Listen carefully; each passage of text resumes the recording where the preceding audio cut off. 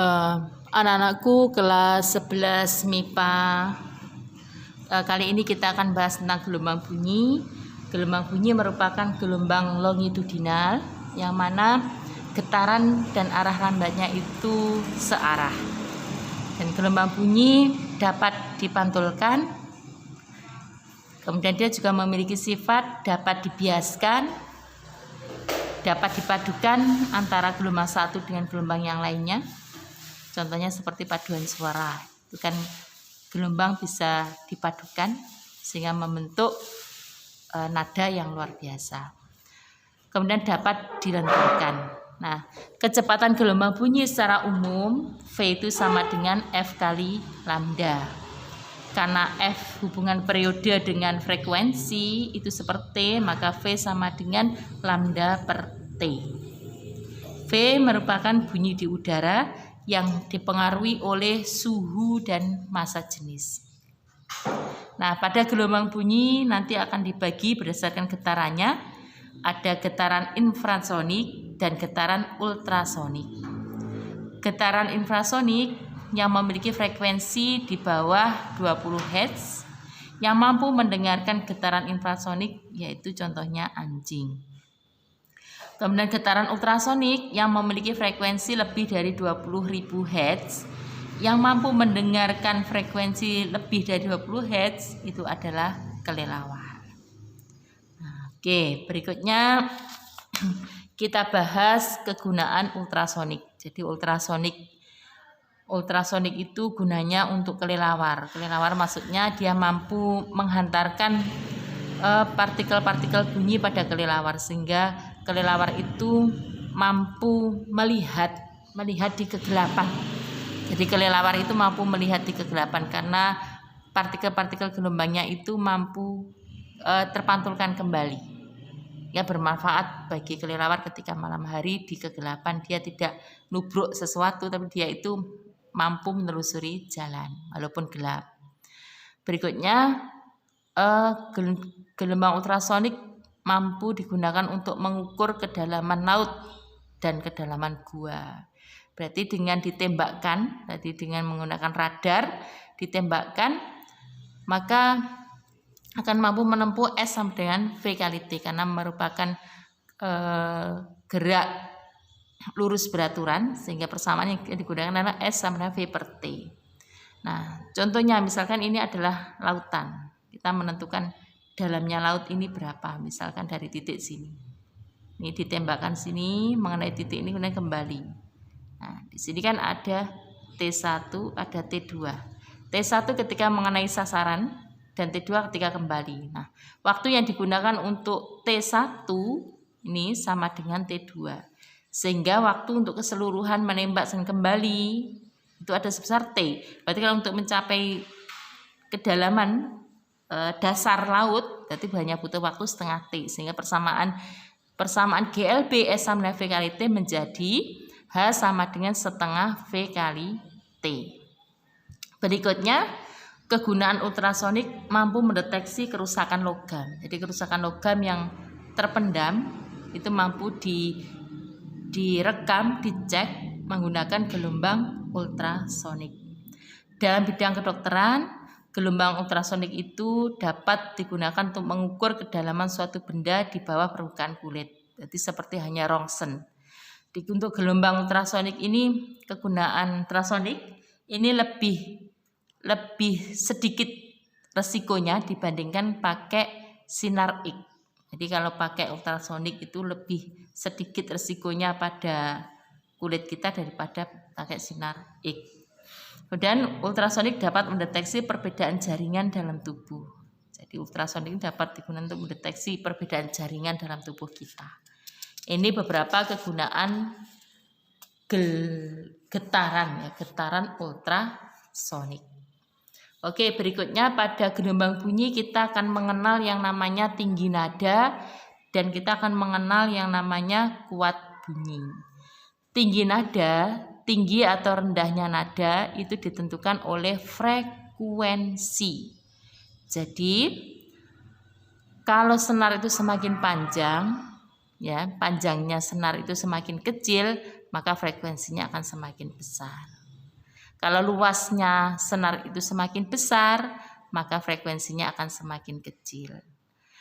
Kalau gaya yang diberikan semakin besar, maka frekuensi juga akan semakin besar. Kemudian yang menentukan kuat bunyi atau kerasnya bunyi, kuat lemahnya bunyi itu ditentukan oleh amplitudo.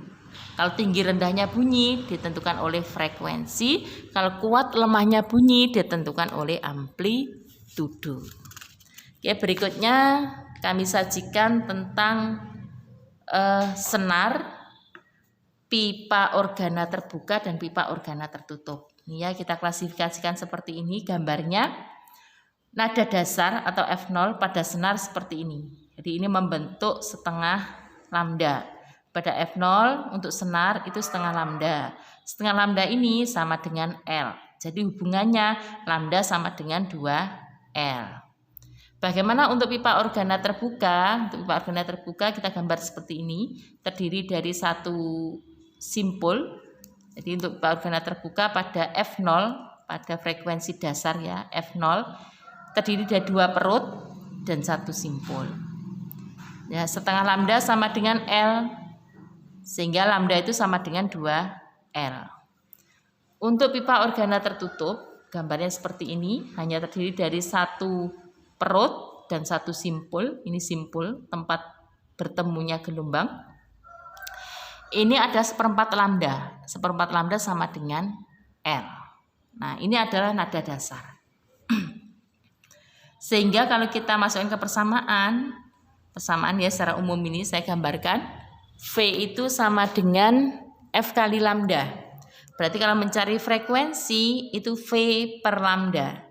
Jadi kalau F0 berarti V per lambda, lambdanya tadi ini kan terdiri dari setengah lambda. Kita masukkan V per setengah lambda. Atau kalau kita masukkan L menjadi sama dengan V per 2L. Ini untuk F0. Nah, yang perlu dipahami itu konsep gambarnya ini, sehingga kalian nanti akan mudah menentukan persamaannya. Jadi persamaan ini tidak usah dihafalkan, cukup sebagai wawasan saja.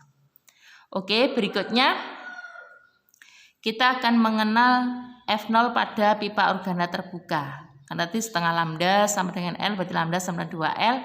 F0-nya berarti V per lambda. Lambdanya yang tadi terdiri dari setengah L, masukkan setengah lambda. Kalau mau diganti L berarti V per 2L. Pipa organa tertutup juga gitu sama, 1/4 lambda sama dengan L, berarti lambda sama dengan 4L. Masukkan persamaan F. F sama dengan V per 1/4 lambda atau V per 4L. Berikutnya kalau pada F1, nada dasar, ini nada atas 1. Nada atas 1 pada senar tinggal nambahkan, kalau tadi setengah lambda tambah setengah lagi berarti menjadi 1 lambda. Terdiri dari 3 simpul. Ini simpulnya ada 3. Dan perutnya terdiri dari 2 perut. 3 simpul. Ini berarti lambda sama dengan L. Rumusnya tinggal masukkan F sama dengan V per lambda. Karena lambda sama dengan L maka bisa V per L. Berikutnya untuk pipa organa terbuka, kalau tadi terdiri dari 1 simpul, sekarang ini terdiri dari 2 simpul. Ini ya, yang ini tidak, jadi sampai sini saja. Nah, keliru ya, mohon maaf. Jadi gini, ini terdiri dari gini. Oke, nah ini terdiri dari 2 simpul ini. 2 simpul, 3 perut. Ini sama hanya dengan ini tadi. Kalau pada senar terdiri dari 3 simpul, 2 perut. Kalau ini terdiri dari 2 simpul, 3 perut. Nah, lambda sama dengan L, sehingga F sama dengan V per lambda. Sehingga V per L. Berikutnya pada gelombang tertutup, pipa organa tertutup. Ini terdiri dari 2 simpul ini. 2 simpul dan 2 perut, sehingga ini terdiri dari 3/4 lambda sama dengan L, hingga lambda sama dengan 4/3 L. Persamaannya tinggal masukkan F sama dengan V per lambda. Lambdanya kan 3/4, berarti masukkan F sama dengan V per 3/4 lambda. Sama dengan V per 4/3 lambda. Oke. Untuk nada atas 1 ini tadi nada dasar. Ini nada atas 1, nada atas 2, dan seterusnya. Nanti tinggal nambah 1 simpul 1 perut terus seperti itu. Atau bisa disebut dengan ini nada harmoni 1. Ini harmoni 2. Ini harmoni 3. Jadi kadang disebut nada dasar, gandengannya nada atas 1, atas 2. Ada harmoni 1, harmoni 2, harmoni 3, dan seterusnya. Ya, dan seterusnya. Ini saya gambarkan bagaimana nada atas 2. Tinggal tambah 1 perut, 1 simpul, gambarnya seperti ini. Ini terdiri dari 3/2 lambda sama dengan L. Berarti lambda sama dengan 2/3 L. Kalau pipa organa terbuka, berarti menjadi ini. Tuh, 2, 3. Berarti ini terdiri dari 3,5 lambda ya. Jadi ini dari sini sampai sini. Ini ada 1 lambda. Tambah ini separuh-separuh, berarti 3/2 lambda sama dengan L. Kemudian untuk pipa organa tertutup, berarti dia terdiri dari 3 simpul, ini simpulnya. Dan 3 perut. Nah, kesimpulannya pipa organa terbuka itu sama dengan punyanya sinar. Yang perlu kalian hafalkan dan kalian pahami nada dasar, nada atas 1, atas 2, atas 3, dan seterusnya gambarnya ini. Ini yang perlu difahami. Terus ini berarti tambah 1, juga tambah 1, tambah 1. Terus seperti itu. Nih, untuk persamaan umumnya kita pakai persamaan ini. Jadi F itu sama dengan V per lambda. Untuk rumus yang kami tuliskan ini, F0, F1, F2 tidak usah dihafalkan. F0, F1, F2, F0, F1, F2. Cukup kalian memahami gambar yang sudah kami terakan. Cara menggambarnya. Dan persamaan umum pada frekuensi. Oke, berikutnya kita bahas tentang efek Doppler. Ini yang perlu kita bahas, efek Doppler dan intensitas bunyi. Oke, kita bahas dulu intensitas bunyi. Ini. Pada intensitas bunyi, kita mengenal I. I itu sama dengan P per A. I itu intensitas gelombang, P daya gelombang, A itu luas penampang. Sehingga I sama dengan P per A. Bagaimana dengan taraf intensitasnya? TI sama dengan 10 log I per I0. Jadi taraf intensitas itu 10 log I itu intensitasnya, I0 itu intensitas ambang. Intensitas ambang nilainya 10 pangkat min 12. Ini intensitas. Kalau kita bahas tentang efek Doppler itu frekuensi yang didengar oleh pendengar dari sumber bunyi. Bagaimanapun untuk keadaannya, maksudnya bagaimana keadaan itu bisa saling bergerak menjauh, bisa saling bergerak mendekat, bisa saling diam. Oke, di efek Doppler ada beberapa keadaan, karena ini plus minus, ini yang perlu dipahami ya. Kalau sumber bunyi ini diam, berarti V-nya sumber bunyi adalah 0. Kalau pendengar ini menjauhi sumber bunyi, berarti frekuensi yang didengar oleh pendengar itu pasti lebih kecil daripada frekuensi sumber bunyi. Maka persamaannya untuk menghasilkan frekuensi pendengar ini kecil, V sama V min VP. Untuk menghasilkan FP ini kecil karena ini menjauh, maka tandanya min. Per V plus VS kali Fs. Nah, ini plus VS, VS-nya kan ini sama dengan 0 tadi. Maka misalkan 0 tinggal V. Sehingga persamaannya ketika ini pendengar menjauh menjadi seperti ini. Nah, untuk min plusnya ini juga tidak perlu dihafalkan, tapi kalian memahami konsepnya. Pendengar menjauhi sumber bunyi, berarti yang didengarkan semakin kecil. Untuk menghasilkan FP kecil, Karena VP itu berada pada pembilang, maka menjadi min untuk menghasilkan I kecil. Oke, berikutnya bagaimana kalau sumber bunyi ini diam? Diam berarti VS sama dengan 0. Pendengar mendekati sumber bunyi. Berarti frekuensi GFP ya, frekuensi yang didengar oleh pendengar ini semakin besar, lebih besar daripada FS karena dia mendekati sumber bunyi. Sehingga persamaannya V plus VP per V plus VS. Nah, VS-nya ini nilainya sama dengan 0 kali FS. Sehingga bedanya ini plus, ini min. Ini mendekat, berarti semakin besar, maka ini plus. Ini menjauh, berarti yang didengar semakin, FP-nya semakin kecil, berarti ini min. Oke, berikutnya saya kasih contoh lagi keadaannya seperti ini. Bagaimana kalau sumber bunyi itu juga menjauh, pendengar juga menjauh? Maka persamaan umumnya FP. Frekuensi yang didengar oleh pendengar, ini adalah pendengar, ini adalah sumber bunyi. Karena pendengar ini menjauhi sumber bunyi, maka yang didengarkan adalah kecil. Untuk menghasilkan FP kecil, maka sebagai pembilang dia min, mengurangi. Kemudian pendengar ini, sumber bunyi kan menjauh. Untuk menghasilkan FP ini kecil, berarti dia plus karena berfungsi sebagai penyebut. Nah, ini saling menjauh. Bagaimana kalau saling mendekat? Sumber bunyi juga mendekat, pendengar juga mendekat.